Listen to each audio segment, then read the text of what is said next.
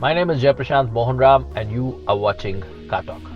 So today I'm sitting in the Nissan Magnite facelift, which was just launched a few weeks ago. The Nissan Magnite facelift comes 4 years after Nissan first launched the Magnite. They launched it in 2020. They launched it back then at 5.99 lakh rupees, and Nissan has pulled a rabbit out of the hat yet again. Even this car, the starting price is 5.99 lakh rupees. Inflation, this and that, doesn't matter. Nissan has managed to deliver yet another stonking price tag for the Nissan Magnite. Alright. So this one that I'm driving is the top of the line Tecna Plus model. It's got a 1 litre turbo petrol engine mated to a CVT automatic gearbox. You also get a 5-speed manual. There's a 1 litre naturally aspirated engine as well, along with the 5-speed manual as well as a AMT automatic. They're in the lower variants, but the one I'm driving is the absolute top end Tecna Plus trim. So the 1 litre petrol engine, turbo petrol engine, makes about 100 bhp of peak power, and it puts out about 152 Newton meters of torque in the CVT. When you look at the manual, there's a little bit of more torque, I think 158 Nm, if I'm not wrong. So now let's take this baby out for a spin and see what has really changed. When the engine starts up, you have this typical triple cylinder clatter. Not clatter, you've got these vibrations that actually come through. Mild vibrations, not a lot, but you know that it's a triple cylinder engine. You can feel it in the steering, you can feel it in the pedals, you can feel a little bit in the seat, but not on the gear lever as of now. But these are the places where you feel a little bit of vibration. It's a triple cylinder engine, it makes its presence felt. And one more thing, when you actually slot it into D, or say from neutral to D, there is a little bit of transmission shake. It's like the transmission is getting engaged. So there is a little bit of judder. I'm not sure whether it's limited to this particular car or all the Magnites, but I just had to say this because I'm experiencing this. So getting a move on, it's typical CVT, very smooth. While you drive in the city, city conditions, it's really easy to drive. Now we'll put this on the test on the highway as well. Ride quality, as I said, is improved from before. That is a very nice thing. And yeah, so that is basically it. And one important thing about the interiors of the car: exteriors, not many changes. You just have a bunch of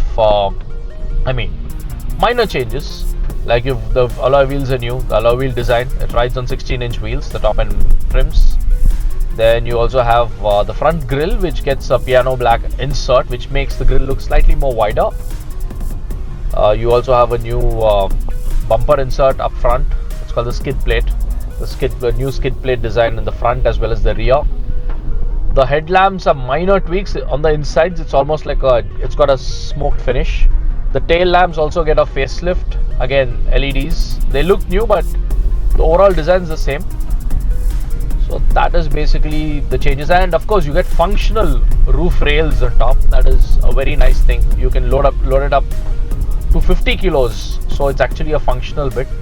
These are pretty much the changes in the Magnite when it comes to the design and the outside. We've already covered all of this in our first look during the launch. That's one thing.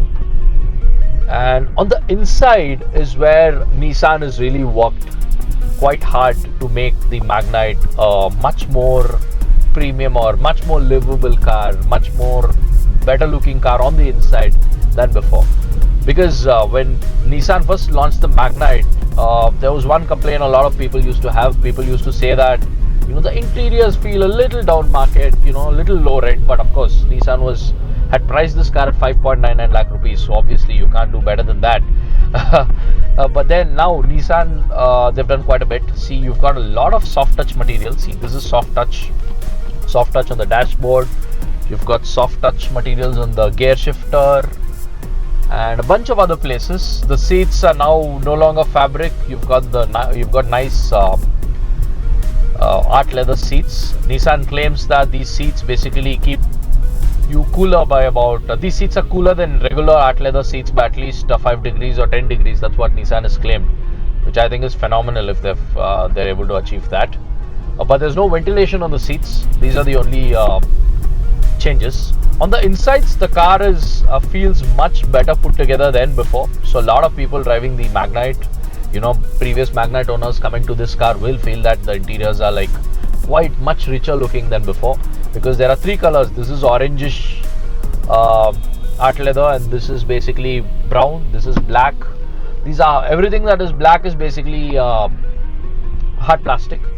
Nice textured plastic, but it's just not hard plastic without any texture. So overall, it feels much better than before.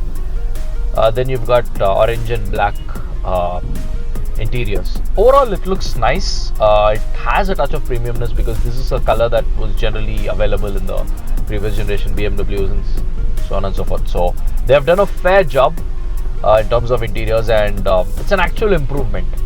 Okay, in terms of ride, as I said, it's got a firm edge to it, but as speeds go up, it does quite well. The suspension works quite well in terms of, bump absorption is very good, but one place where the suspension, shows that it's not, it's basically a budget car. The suspension also is budget suspension, so you don't really get that kind of sophistication in the suspension, especially when you go across big potholes, etc. The suspension works, it absorbs the bumps, make no mistake, but it doesn't really completely cocoon you, so you do get a fair bit of suspension noise again. But this is par for the course. I don't think anybody is going to complain at this price point. The suspension is going to basically make itself heard when it actually absorbs those big bumps. That's one thing, but otherwise it's pretty good. And the CVT in sport mode is quite sporty to drive. In fact, there's a little button under the at the rear of the gear shifter. You just have to press that, and on the console you can see the green signal that basically the sport mode gets illuminated in green. So that is something which is, and this mode actually makes the car a lot more drivable, especially if you want to really get a move on. So how this basically happens is, when you shift into sport mode, the RPM, once you say when you're cruising and when you let the throttle off, it doesn't fall beyond, say, about 1700 RPM. Normally in the regular mode it would fall to about 1200 RPM, so you get 1300 RPM, so you get about 400 RPM extra. So you are still in the power band, you're in the meat of the power band. As soon as you basically exercise your throttle foot, the car moves swiftly, and it's quite involving to drive. So though it's a triple cylinder engine making 100 horsepower and just 52 Newton meters of torque, it's not class leading by any stretch of imagination. But remember, the Magnite is a light car, and that lightness is what gives some sprightly performance, and it's actually a fun car. CVT, if you just basically mash the throttle, you do get the CVT rubber band effect. They've masked it quite a bit, but it's still there, you can actually feel it. But that's not how a CVT is meant to be driven. People have to make changes in terms of how they drive a CVT gearbox equipped car, especially at the lower end of the spectrum, because at higher end CVTs are like far more refined, and they've got step shifts, but this car doesn't have any step shifts. So you get one single ratio. Only when it hits the red line of about 5500 RPM, you do get some shifting, but I think it has 2 or 3 ratios.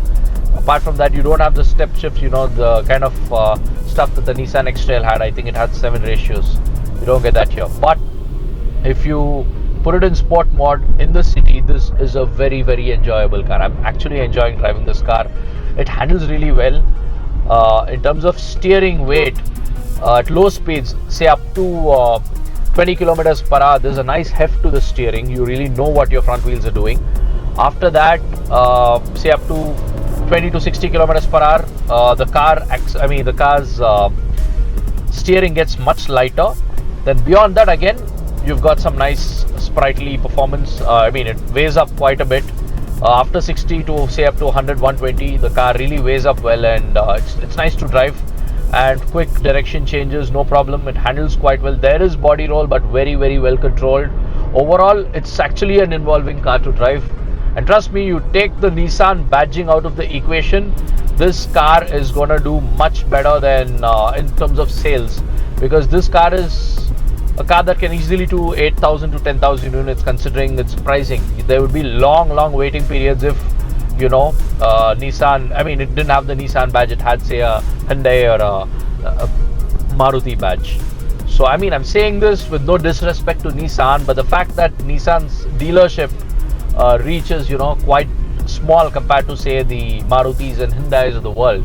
Because of that reason, it's possibly what is limiting the Magnite's full potential. But remember one thing, this is a very, very competent car, especially for the price it's offered. On road Bangalore, this comes to about 13.8 lakh rupees if I'm not wrong. It's about 11.6 or 11.7 ex showroom. On road is about 13.8, which makes it at least 2 lakh rupees cheaper than every other sub 4 meter SUV, like say the Hyundai Venue, the Maruti Brezza, or for that matter the Kia Sonet, which is quite pricey. So it actually is good value if you look at it like that.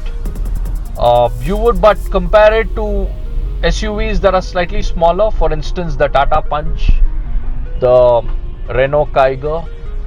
I mean, that's a stablemate. It's basically a badge engineered version of the Magnite. Apart from the Kiger, you also have the Hyundai Exter. So that is actually the car that you want to compare this one with. It's got 205 mm of ground clearance, plenty of ground clearance. You'll really not worry about ground clearance on this car. So all in all, it's quite enjoyable to drive.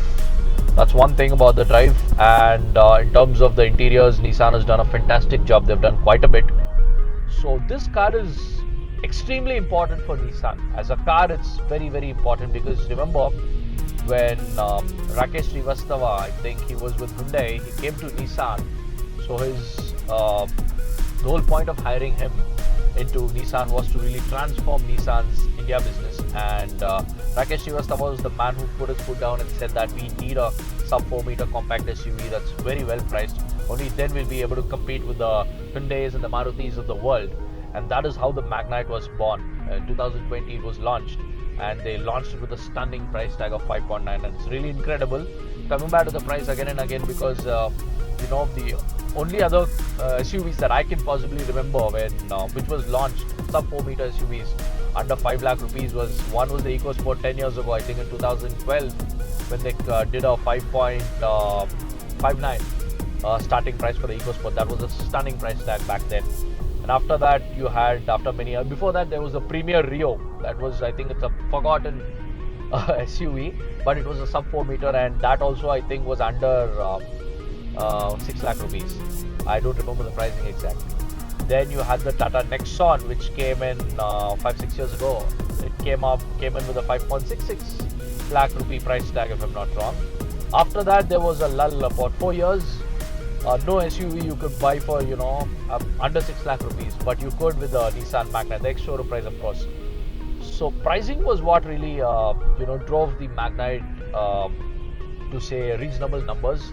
Even to this day, from launch, it's been doing a steady 2,500 units. It's keeping Nissan dealers engaged, its service network engaged. So it's a very, very important car. This is basically Nissan's bread and butter.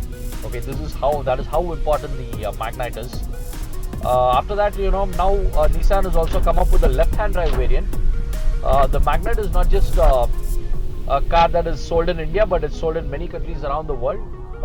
Pre-facelift, they only had a right-hand drive variant, so it used to be sold in every market that they could sell right-hand drive cars in.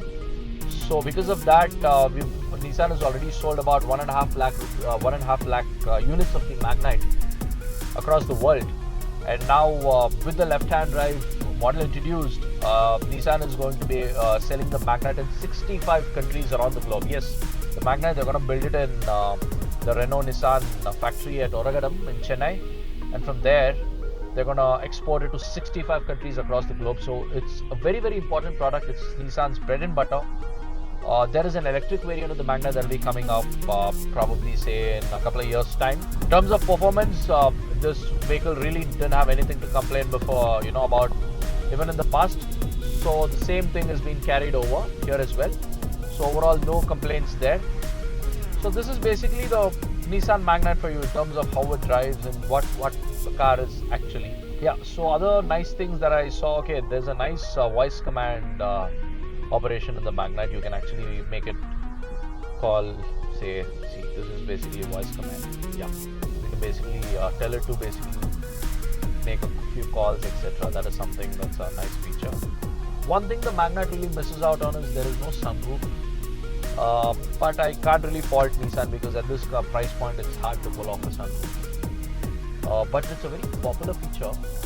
I think the reason why Nissan is not offering a sunroof on the Magnite I think it has to do with engineering costs, because see, adding a sunroof to a car is just not simply basically making a square hole in the roof and just adding a glass. That's not what a sunroof and a motor. That's not what a sunroof is all about, because a sunroof, if you have to integrate a sunroof into a car, you'll have to basically work. I mean, there's a lot of structural bits that you'll have to figure out. You'll have to strengthen the roof section, because, and the Magnite is a car that scored 4 stars, and it had a stable body structure when Global NCAP tested it. So this is one of the safer cars.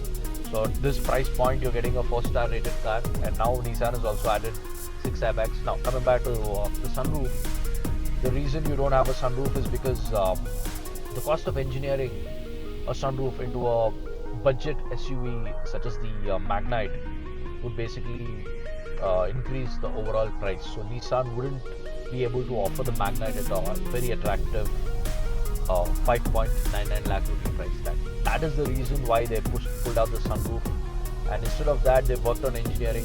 I'd rather have a car that is safe, nice to drive, it drives well, it's peppy, it's basically fun, it's a nice car, than just basically have a sunroof, because a sunroof is more of a vanity feature than anything else. But this is something that if you like driving, the Nissan Magnite is a lovely car. It handles well, rides reasonably well with a slightly stiff edge. Apart from that, you've got a turbo petrol engine that's quite eager to rev. It revs all the way to 6,500 RPM at idle, but when you actually slot it into drive and you stomp on the throttle, it goes up to 5,500 RPM before a ratio changes. So that is basically how this car works. All in all, nothing to complain. So I'd much rather have a better driving car than a sunroof. That's just me. But if you like driving, it's a fantastic car. It handles quite well, because there is a lot of heft in the steering as speeds increase. And even this speed, see, we are doing about 14 or 15 kilometers per hour, and the steering feels hefty. And there's a little bit of feel. It's not like the older Hyundai steerings where they used to be. You could twirl it with a finger. It used to be almost you have a PlayStation console with little or no feedback. But no, it's not like that on the Nissan Magnite. Plenty of feedback, feels nice. This somehow reminds me of my old Figo 1.4 diesel that had a lovely steering. At lower speeds, it's not that heavy. It's an electric power steering. That was a hydraulic unit. But this still feels good. That's one thing I liked about this car. And 2260, it becomes light. So I think they've engineered this intentionally. 2260 is what you're going to be in traffic, slitting in and out of traffic, light.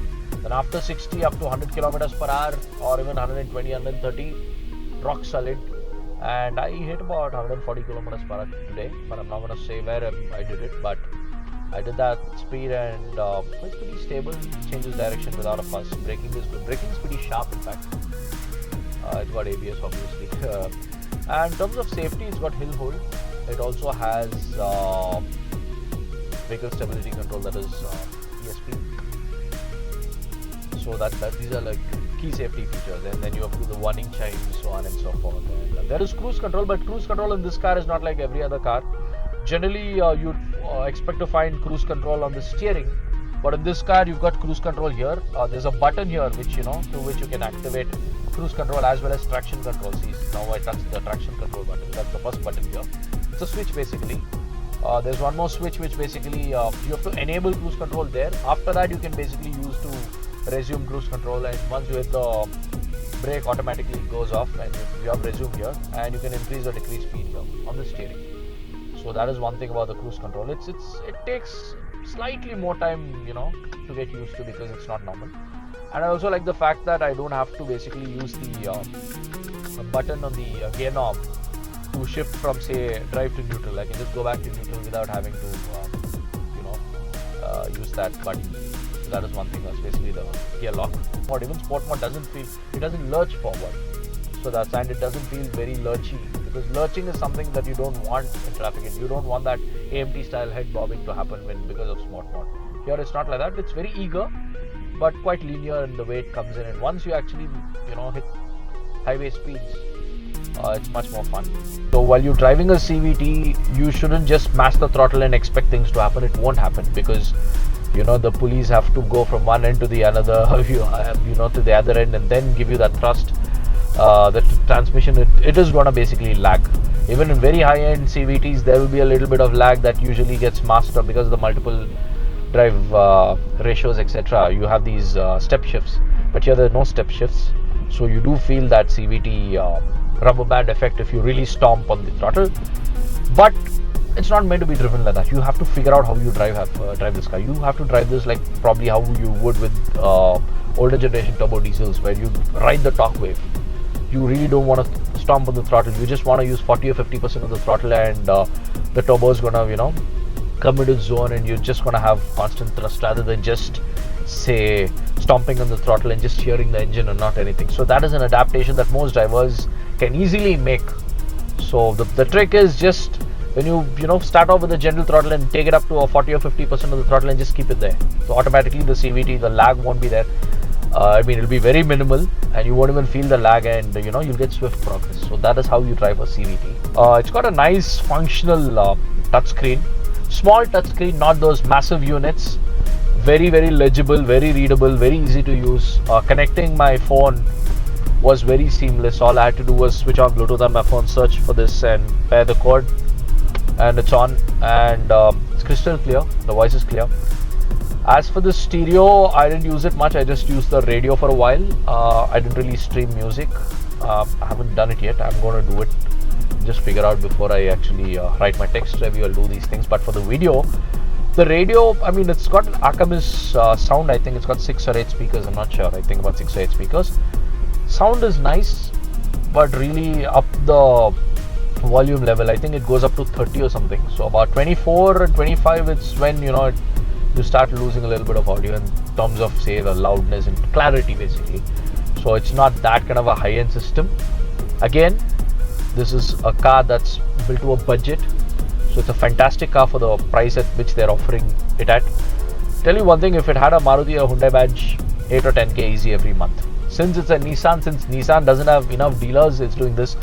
If Nissan actually improves its dealer numbers and probably a slightly service quality also is, after a few notches, this car is going to find a lot of takers, because it, as a package, I really can't fault this car. There are a few ifs and small bits that I can actually nitpick on, like when I slot it into drive from neutral, there is a little bit of judder. That is one thing that's not so enjoyable, but it could be probably only this unit, because I'm not sure. We're not in a media drive. We've basically been given cars, at our doorsteps to review. So it's a different kind of review. This used to happen way back in COVID. After that, we have always used to have media drives. So I can't really compare notes with people who have already driven it yet. But yeah, I'll try to actually get in touch with my colleagues in Bangalore. A few guys are going to be driving this car tomorrow and day after. And a few people, I think there are 2 or 3 cars here. So when you have 2 or 3 cars, I think we'll be able to figure out whether this is specific to this car or it's for every other car. So far, if you were to ask people about how the Magnite performs, existing Magnite owners, nearly everybody have good things to say about this car. They have no issues. Some people say that it's slightly stiff, the suspension can be more comfortable. This is what they say. But with this, I think even the comfort thing aspect has more or less been taken care of. In terms of features, there's quite a bit. There is a 360-degree camera. Camera quality, again, not the best in class. It's not super sharp or anything, but it gets the job done. Coming back to Nissan's plans for India, what are they going to do? The cadence has become really good ever since they launched the X-Trail. They did the X-Trail in July. Magnite facelift came in October. Early next year, I think we'll have a Avinya, or there is one more. I'm not really sure of the name. It's an electric. It's a large CBU electric. They're bringing the electric vehicle here mainly for the cafe norms that are going to come in 2027. By the end of 2027, they have to do some kind of electrification. So there will be a Magnite electric coming in. I think in 2026 is when we can expect the electric variant of the Magnite. But before that, you are going to have the C-SUV, a 5-seat version, which I think is going to be a badge engineered version of the Renault Duster, the Duster that was just showcased recently. You had a Bigster that was showcased, the 7-seater. So the 5-seater was showcased, I think, a year ago. that is going to come to India with Nissan badges, also with Renault and Nissan badges. That's going to come in sometime in 2025, that is next year. End of next year we're going to have that, and or maybe middle of next year, I'm not really sure, but it's coming next year. After that you're going to have a 7-seat version of the same vehicle, and then you're going to have a Nissan Magnite electric. So this is basically the bunch of cars that Nissan is considering for the Indian car market. They're also saying that they will bring in hybrids if required, because as you know, electrics are basically slipping up. Sales are slowing down in the car segments, especially across the world. This is not an India specific thing. So I think it's gonna again, if that happens, then Nissan would do well to bet on hybrids, because hybrids make more sense than electrics, at least in the Indian context, given our charging infrastructure, so on and so forth. And also hybrids are, you can just jump in and go. That freedom of motoring is offered in a hybrid that is simply not there in an electric car, at least today. Okay, before I forget, there are 2 engines in offer. 1 liter turbo petrol, and you also have a 1 liter naturally aspirated, both 3-cylinder units. The NA, I think, produces about 104 Newton meters of torque or something, and or less than that, I think 96 Newton meters of torque and about 72 horsepower. That could be okay for people who just want something very, very affordable.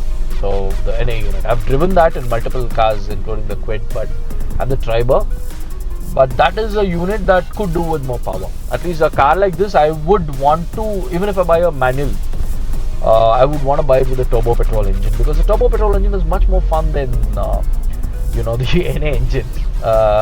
Because this car is almost a compact SUV. It's about sub 4 meters, but still it's got some heft to it, no? So it's better you have more power, otherwise it'll feel gutless. Apart from that, the NA engine is also available with a 5-speed automatic manual transmission. They call it the EZR or something. That is one thing. And the turbo petrol engine gets a 5-speed manual and a CVT. My pick would be the CVT automatic, because it makes city driving much more comfortable. Talking about boot capacity, you've got about 336 liters. That's on the smaller side, not very large. But you also have a 60-40 split rear seat, because of which you can get a, say, much larger boot. That will basically increase the boot, and you can also fold the seats completely flat. So your boot is going to increase up to 580 liters. So that's fairly good, not an issue. This is basically about the Magnite. Rear, again, in terms of space, 2 people going to be very comfortable. 3 people also can fit, but longer journeys, it may be slightly uncomfortable. If the hefty people like me, 3 people are going to be fitting easily. Knee room is pretty good. Again, Nissan claims that this is the best in class knee room in this segment. During the launch we've seen it. Enough space at the rear. And one thing I really like about this car is this inner rear view mirror, which is basically, it's almost a frameless unit. The bezels are very thin and it looks very classy. This is bunch of luxury cars have this kind of mirrors, and this is an auto dimming mirror. That is another nice touch. So final thoughts about the Nissan Magnite.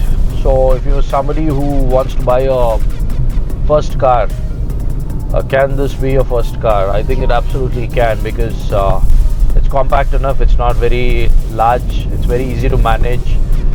Especially the top end variant's got a 360 camera. It's going to be very useful for people who just learning driving, just learn driving, want something that's safe, 4-star, 6 airbags, hill hold, an automatic CVT which is extremely easy to drive in the city. A lot of things going for it, and it's much more affordable than, say, a Hyundai Venue or a Kia Sonet, or even for that matter a Brezza, because the absolute top end will come for less than about it's about 13.5 to 14 lakh rupees in one of the priciest markets in the country, that's in Bangalore and Bombay. In, say, Delhi, I think for about 13 lakh rupees you're gonna get a absolute top end variant.